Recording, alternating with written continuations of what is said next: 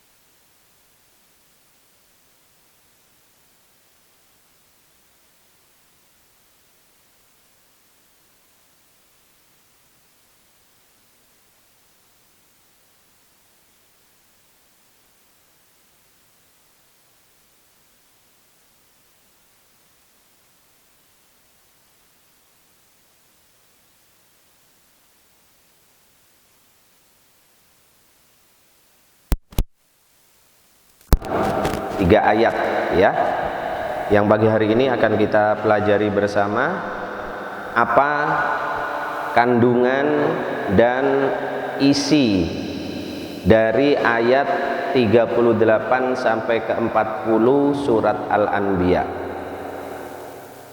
A'udzubillahi minasyaitonirrajim. Bismillahirrahmanirrahim. Wa yaquluna mata hadzal wa'du in kuntum shadiqin law ya'lamul ladzina kafaru hina la yakuffuna an wujuhihimun nar wala an dhuhurihim wala hum yunsarun bal ta'tihim baghtatan fatabhatuhum fala yastati'una raddaha wala hum yunzarun. Shadaqallahul azim. Para santri dan para pendengar di rumah, ayat ke-38 sampai ayat yang ke-40 ini memberikan penjelasan kepada kita bagaimana sikap orang-orang musyrik, orang-orang kafir. Jadi ini masih seputar penjelasan tentang sikap orang-orang musyrik dan orang-orang kafir terhadap ajaran yang disampaikan oleh baginda Nabi Muhammad sallallahu alaihi wa alihi wasallam, yaitu ajaran mentauhidkan Allah, yaitu ajaran agama Islam. Di ayat yang sebelumnya, ayat ke-37, Allah Subhanahu wa taala memberikan penjelasan kepada kita semuanya tentang sifat ketergesa-gesaan, ya, sifat tergesa-gesa. Allah menyampaikan bahwasannya manusia itu memang diciptakan mempunyai tabiat tergesa-gesa. Khuliqal insanu min ajal. Sifat tergesa-gesa ini adalah sifat yang tidak baik, tetapi ada beberapa hal yang kita diperbolehkan untuk segera atau tergesa-gesa di dalam melaksanakannya. Sudah dijelaskan di pertemuan minggu yang lalu. Tetapi secara keseluruhan, secara garis besar, sifat istijal, sifat yang tergesa-gesa itu adalah sifat yang tidak baik. Orang yang dalam melakukan suatu perbuatan dibarengi atau didasari dengan istijal, tergesa-gesa, maka pasti akan merugikan dirinya sendiri dan juga bisa merugikan orang lain, bisa membahayakan dirinya sendiri dan juga bisa membahayakan orang lain. Sehingga kita diperintahkan untuk menghindari perbuatan tergesa-gesa, istijal.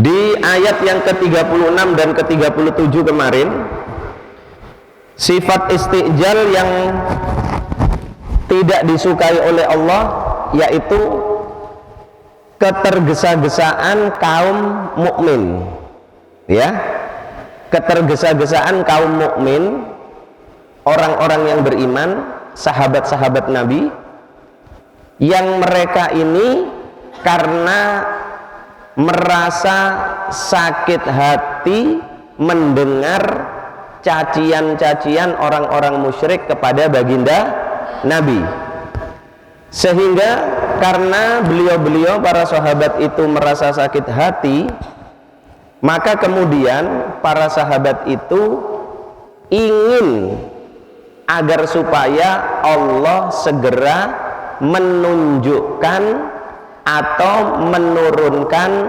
siksa azab kepada orang-orang musyrik. Itu termasuk sifat tergesa-gesa dan Allah tidak suka. Padahal sebetulnya keinginan orang-orang yang beriman, keinginan sahabat Nabi itu sebetulnya ya boleh-boleh saja.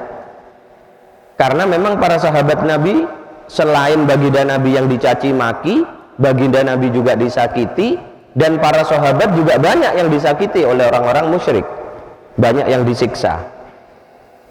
Nah, tetapi keinginan agar supaya Allah segera menurunkan siksanya kepada orang-orang musyrik itu justru Allah tidak suka. Karena apa? Karena Allah mempunyai ketentuan sendiri, Allah mempunyai peraturan sendiri. Allah sudah menentukan kapan siksanya ini akan ditunjukkan, akan diturunkan kepada orang-orang yang dimurkai.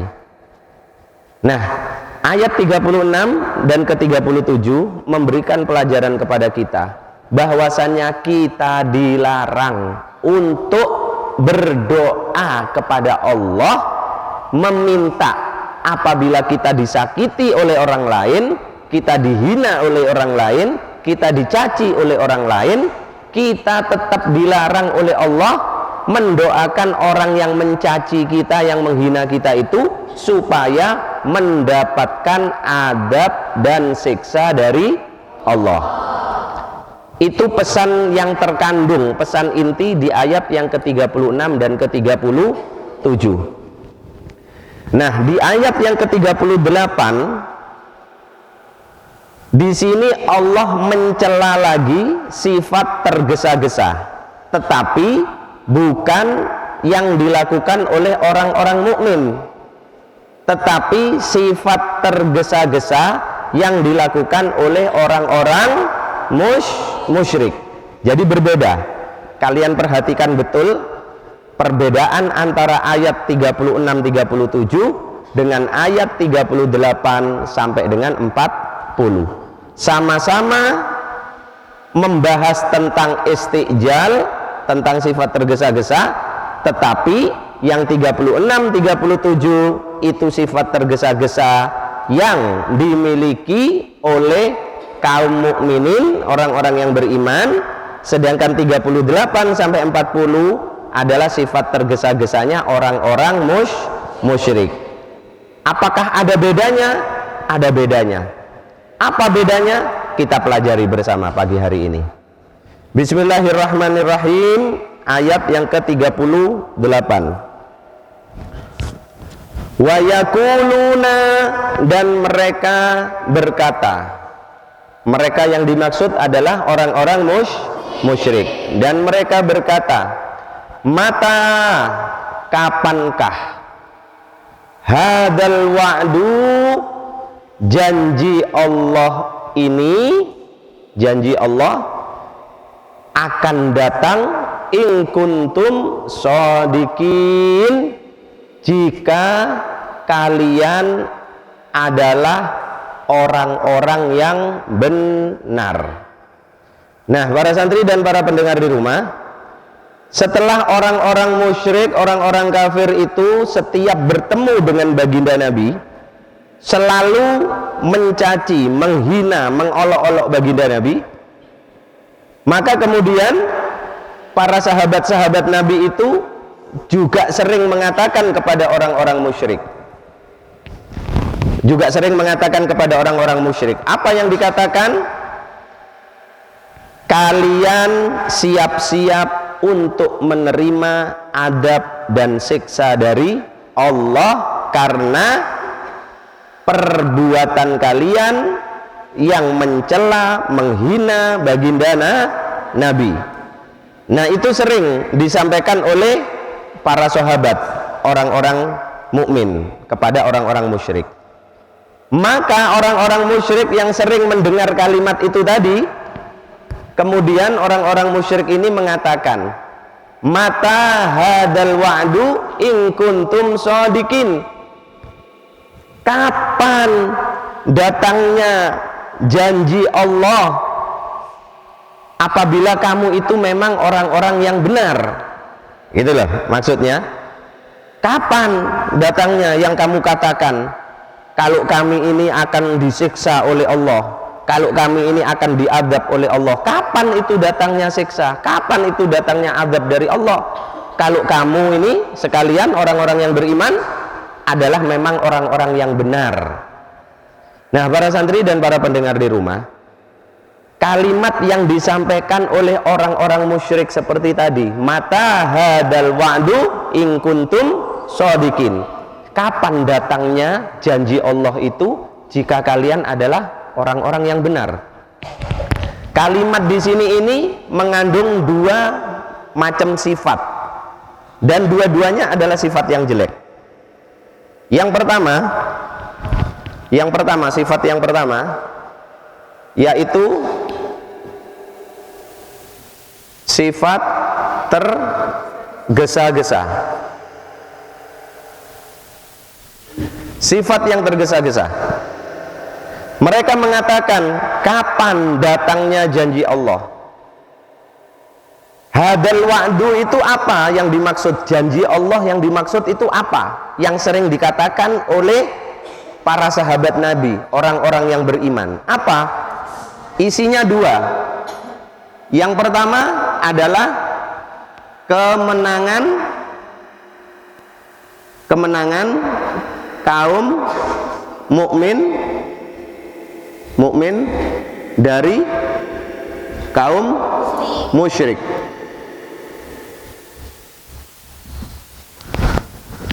Kaum mukminin sering mengatakan, kami akan segera mengalahkan kamu.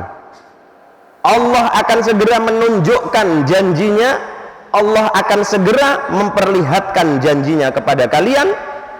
Kalau sekarang kalian merasa lebih hebat dari kami, nah seperti itu kata-katanya. Kalau sekarang, hei orang-orang musyrik, kalian menganggap lebih hebat dari kami, tetapi ingat, sebentar lagi Allah akan membalik keadaan itu.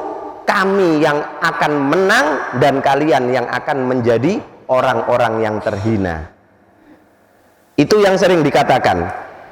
Kemudian yang dimaksud yang kedua tentang janji Allah, yaitu tentang datangnya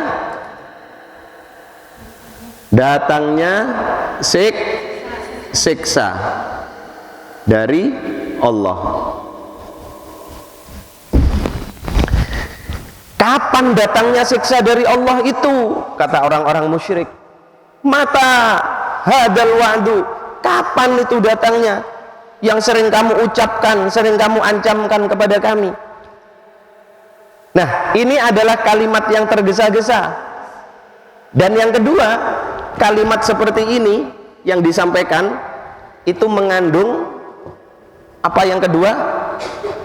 Yaitu berupa tantangan. Tantangan kepada siapa?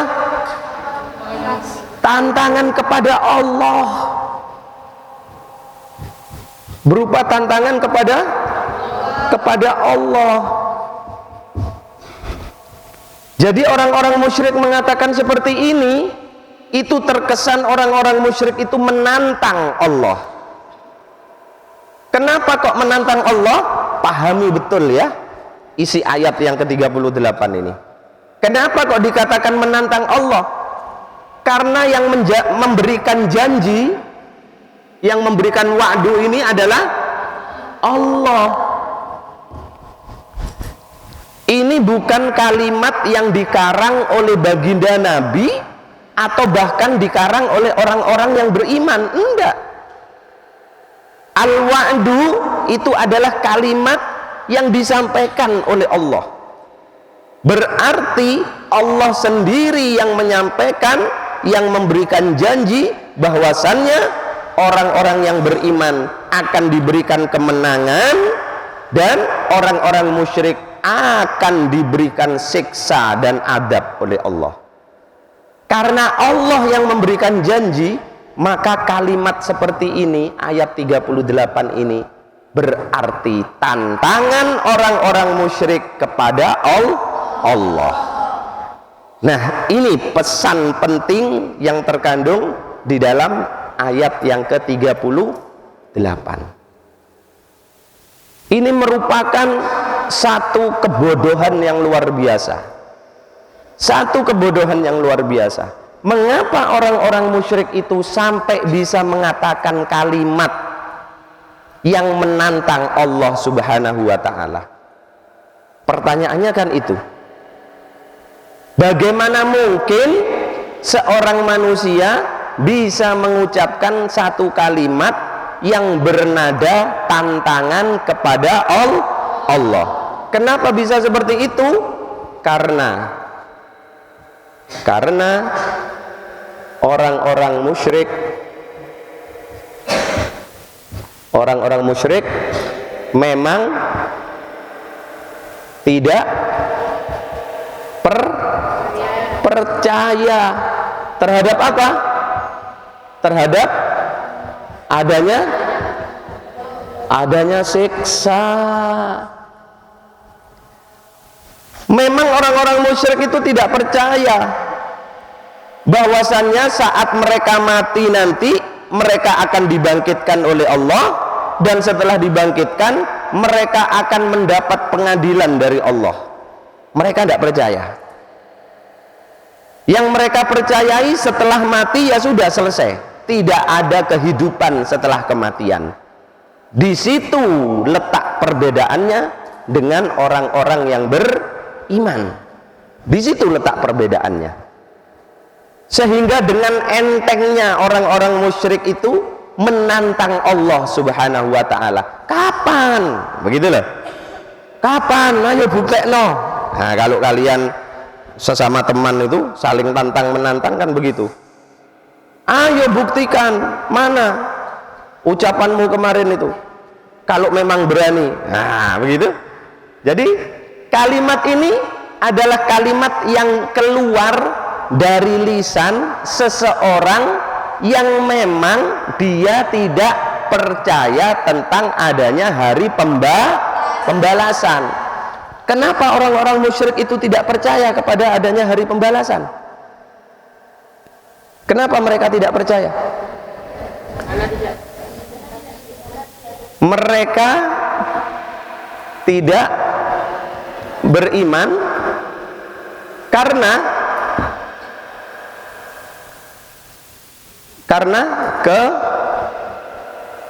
kebodohannya. Karena kebodohannya. Loh, kenapa kok dikatakan karena kebodohannya? Bagaimana tidak bodoh? Bukti-bukti sudah diberikan oleh baginda Nabi. Bukti-bukti apa? Berupa apa? Mukjizat. Karena sudah diberikan bukti. Ini biar kalian paham alur berpikirnya. Biar kalian paham alur berpikirnya. Tahu apa alasan sebenarnya. Sehingga orang-orang musyrik berani mengeluarkan kalimat tantangan seperti ini kepada Allah. Padahal baginda Nabi sudah memberikan bukti-bukti berupa mukjizat. Berupa mukjizat. Orang-orang musyrik menyaksikan enggak mukjizatnya baginda Nabi? Menyaksikan. Berapa mukjizatnya baginda Nabi? 1, 2, 3? Banyak sekali. Dan disaksikan dengan mata kepala mereka sendiri. Tetapi itu tidak merubah pendirian mereka. Tidak merubah pendirian mereka. Artinya apa? Artinya akal pikiran mereka tidak main. Akal pikiran mereka tidak hidup, mati. Yang kedua, bukti-bukti yang sudah disampaikan yaitu melalui dalil nakli. Apa itu Al-Quran dan dalil akli?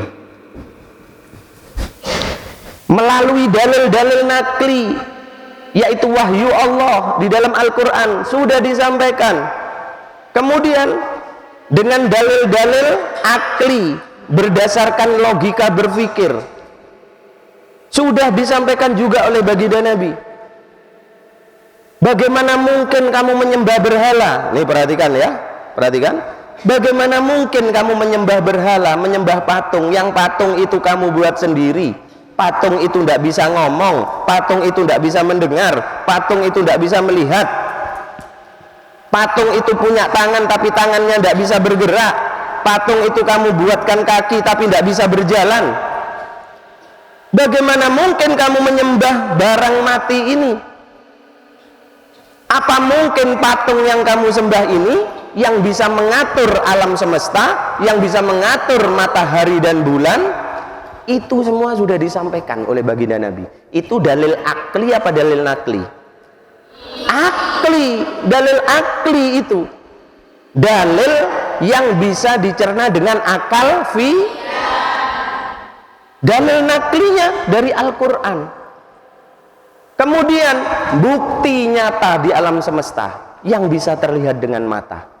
Nah, yang disampaikan oleh baginda Nabi ini semuanya membuat mereka berubah menjadi beriman apa tidak? Tidak. Tetap mereka dalam kemusyrikan. Berarti memang orang-orang itu adalah orang-orang yang benar-benar bodoh. Karena apa? Karena akal pikirannya mati. Akal pikirannya tidak hidup. Kalau akal pikirannya hidup, pasti mereka akan paham dengan yang disampaikan oleh baginda Nabi. Sampai di sini bisa dipahami?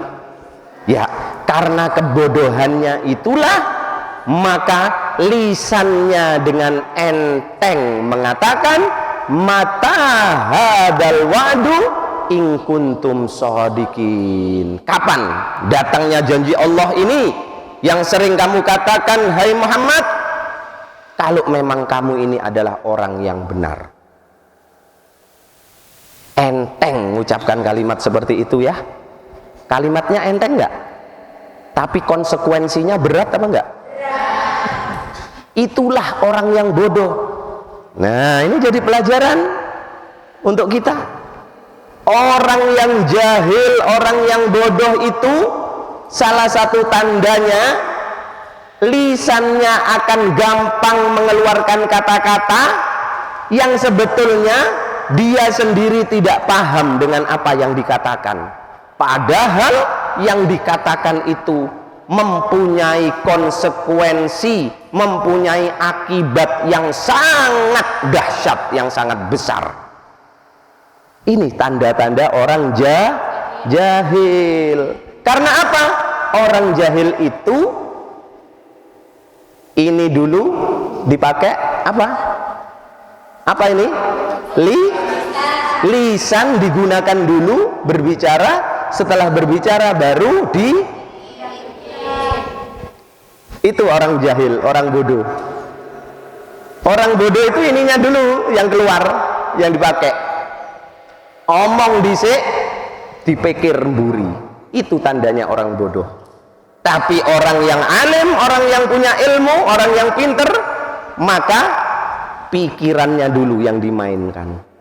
Setelah pikirannya meyakini kalimat yang dikatakan itu adalah kalimat yang baik, baru diucapkan lewat lisan. Nah, ya, makanya orang-orang di zaman baginda Nabi disebut dengan kaum jahiliyah. Tuh, sudah ketemu kan alur berpikirnya, ya. Jadi hati-hati dengan kebodohan. Hati-hati dengan kebodohan. Alhamdulillah kalian duduk di sini dalam rangka untuk menghilangkan kebodohan. Karena orang yang bodoh itu soro. Orang yang bodoh itu bahaya. Karena apa?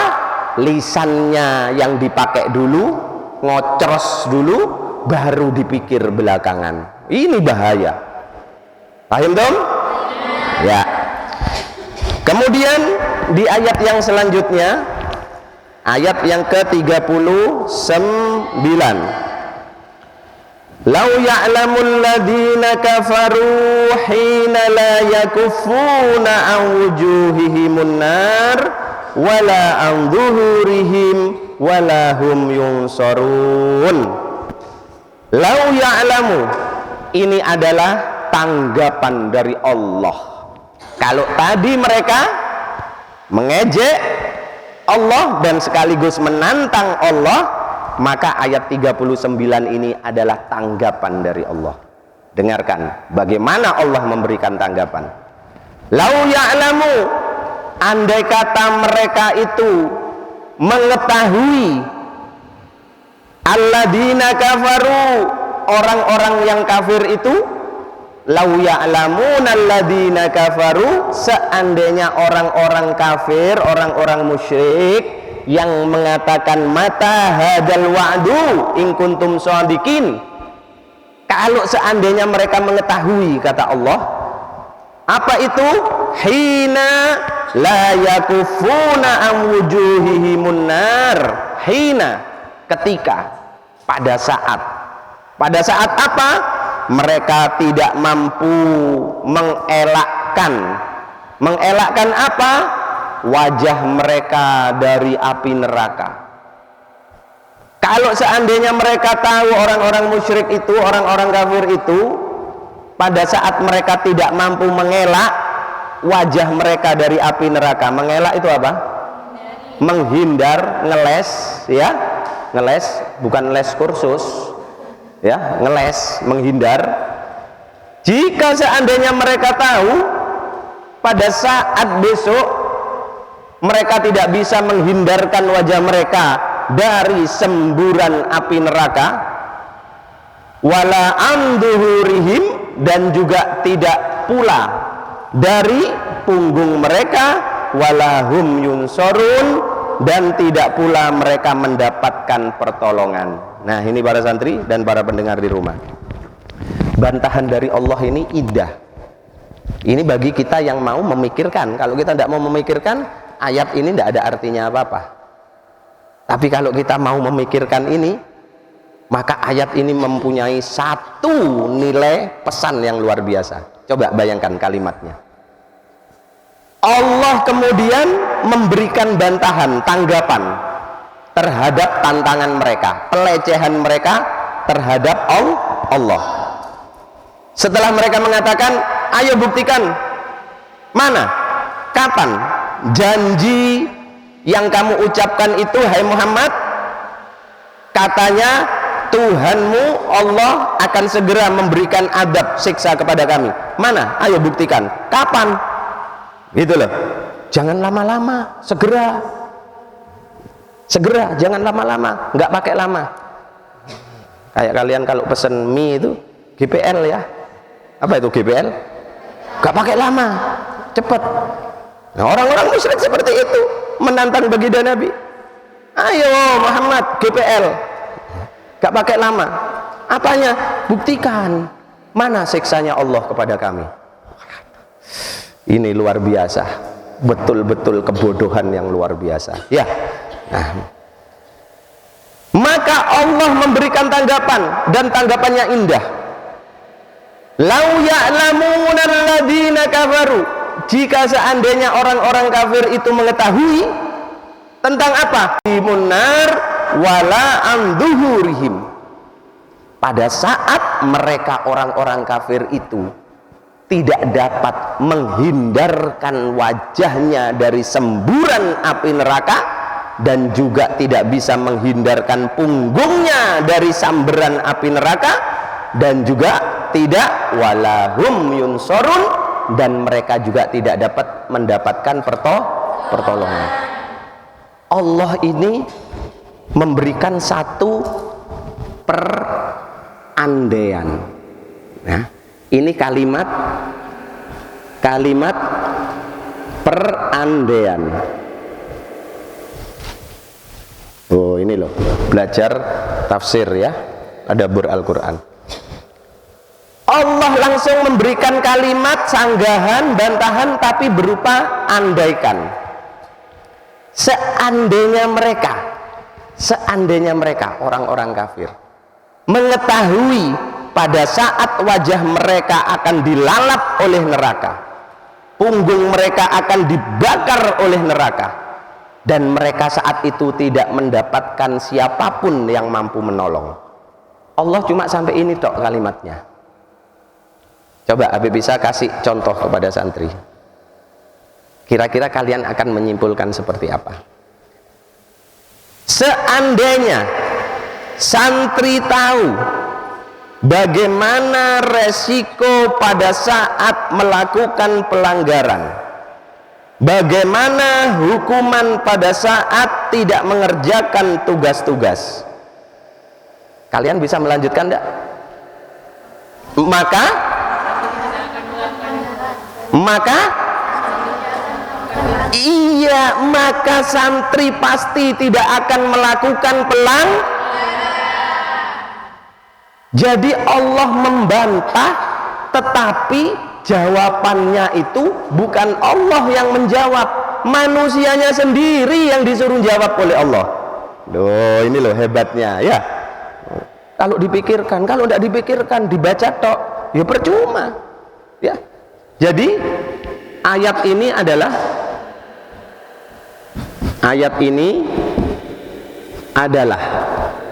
bantahan dari Allah terhadap tantangan orang-orang musyrik, tetapi Allah menginginkan mereka sendiri yang memberikan jawaban. Nih, jadi ayat ke-39 ini isinya adalah bantahan dari Allah terhadap kebodohan orang-orang musyrik yang karena kebodohannya sampai berani menantang Allah. Tetapi di dalam bantahan Allah ini, Allah tidak langsung memberikan penjelasan. Jika seandainya kalian tahu pada saat kalian tidak bisa menghindarkan wajah kalian dari sambaran api neraka sehingga wajah kalian akan terbakar habis, jika seandainya kalian tahu pada saat punggung kalian tidak bisa kalian hindarkan dari sambaran api neraka sehingga punggung kalian menjadi terbakar habis, dan jika kalian tahu pada saat itu kalian tidak akan mendapatkan seorang pun yang bisa menolong kalian dari api neraka, maka pasti kalian tidak akan berani mengucapkan kalimat seperti di ayat yang ke-38. Allah tapi tidak melanjutkan seperti itu. Karena apa? Diajak berpikir. Nah, ngono lho. Tafakkar, agar supaya orang-orang musyrik ini mau menggunakan akal pikirannya. Sehingga Allah tidak langsung melanjutkan ayat ini. Jadi cuma diajak gini, perhatikan, berimajinasi. Sama seperti yang Habib Isa tadi kasih contoh. Seandainya santri tahu bagaimana resikonya tidak mengerjakan tugas, seandainya santri tahu apa resikonya melakukan pelanggaran-pelanggaran, maka Habib Isa mengajak santri itu berimajinasi, memikirkan sendiri apa kira-kira resikonya. Begitu berat. Kalau begitu, maka aku tidak boleh melakukan pelanggaran-pelanggaran itu. Paham sampai di sini? Paham nggak? Betul-betul paham? Ya, kalau nggak paham bilang nggak paham, kalau paham bilang paham. Paham tuh?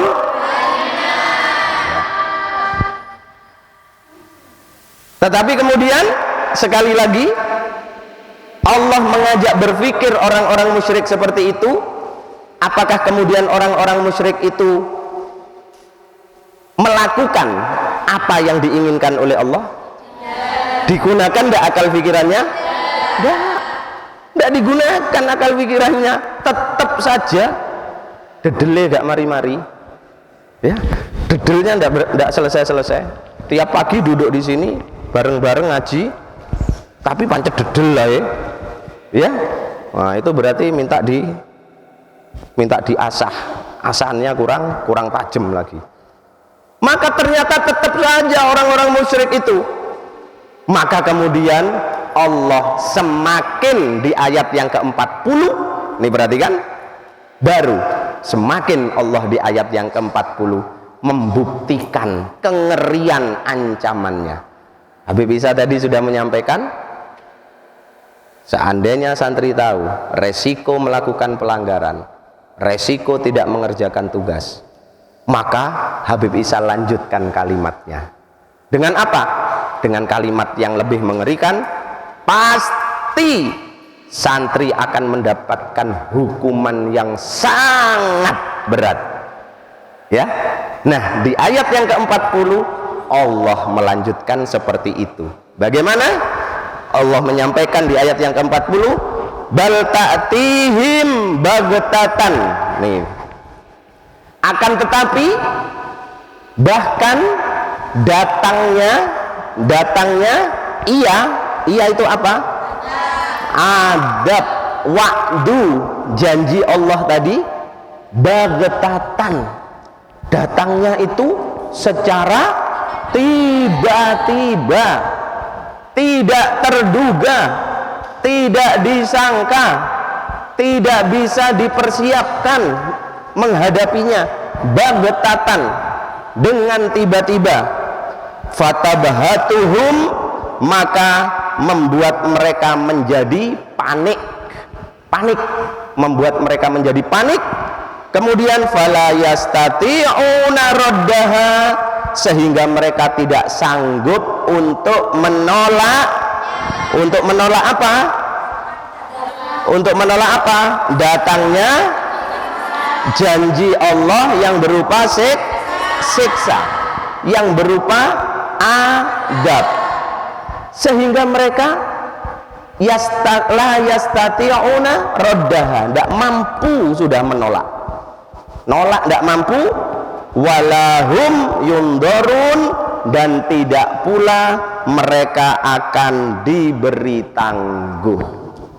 Kalau tadi di ayat 38, mata hadal wa'du, mana nih beb, katanya dihukum kami.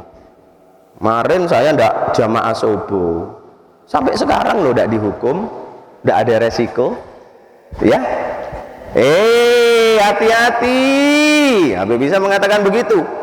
Begitu hukuman nanti Habib bisa jatuhkan baghtatan, secara tiba-tiba. Wah, secara tiba-tiba itu bagaimana? Secara tiba-tiba itu mendadak, baik malam maupun siang. Sore kok tidak disebut, pagi kok tidak disebut. Ya, namanya matahari itu kan adanya mulai pagi sampai sore. Kalau malam Setelah sore sampai pagi lagi, itu sudah melingkupi malam dan siang ini, sudah namanya satu hari full, ya, sudah satu hari. Maka datangnya siksa Allah, al-wa'du, itu baghtatan, secara tiba-tiba. Manusia enak istirahat malam, tidur terlelap, pakai selimut, tiba-tiba Allah menurunkan siksanya, menurunkan azabnya. Pada saat pagi hari manusia siang hari sedang enak-enaknya bekerja, tiba-tiba Allah memberikan siksanya, memberikan azabnya tanpa ada yang memperkirakan. Loh, early warning kan ada, Beb. Apa early warning? Peringatan dini. Peringatan dini terjadinya gempa, early warning, ya. Peringatan dini terjadinya tsunami. Suno totok tidak ada early warning. Early warning terjadinya banjir bandang, kan ada. Tapi semua itu buatannya siapa? Buatannya manusia. Sedangkan yang memberikan adab, siksa, siapa? Allah. Gak mampu menjangkau ilmunya Allah. Coba kita perhatikan kemarin, ya, hari Sabtu, bagaimana paniknya, kagetnya saudara-saudara kita yang ada di Lumajang, di dekat Gunung Semeru itu.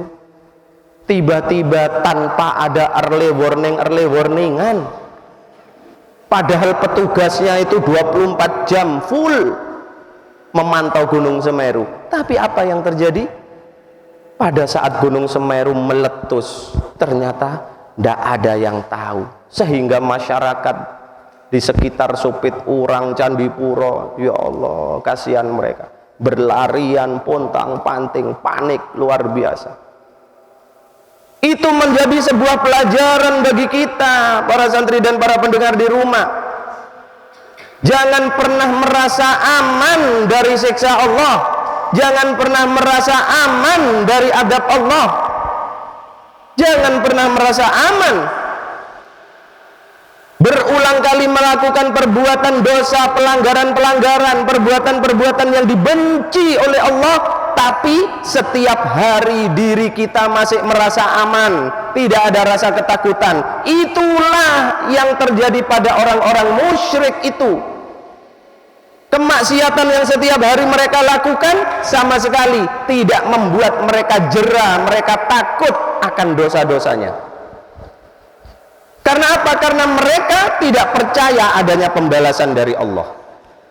Tetapi kalau Allah sudah menunjukkan al-wa'du, janjinya, maka baghtatan, tanpa disangka-sangka, membuat orang panik seperti orang gila, lupa pada anaknya, suami lupa pada istrinya, istri lupa pada suaminya, anak lupa pada orang tuanya.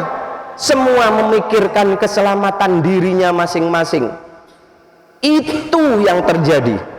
Dan baru-baru ini kita diperlihatkan oleh Allah sekali lagi di hadapan mata kita, bagaimana Allah menunjukkan al-wa'du, baghtatannya ini terhadap yang dialami saudara-saudara kita yang ada di Lumajang.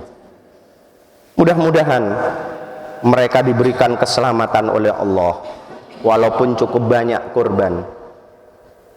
Ini seharusnya menjadi pelajaran bagi kita yang saat ini masih dalam kondisi aman-aman saja. Tetapi apa seterusnya kita akan aman-aman saja? Tidak ada yang bisa menjamin. Maka kalau orang-orang musyrik sikapnya seperti itu terhadap siksa dan adab Allah, sungguh sangat berbeda terhadap orang-orang yang beriman. Bagaimana orang-orang yang beriman terhadap siksa Allah? Orang-orang yang beriman, orang-orang yang beriman, mereka selalu merasa takut akan siksa Allah siksa Allah, sehingga tidak menunda dalam bertaubat dan beribadah. Sungguh sangat berbeda sikap orang-orang musyrik, orang-orang kafir dengan orang-orang yang beriman.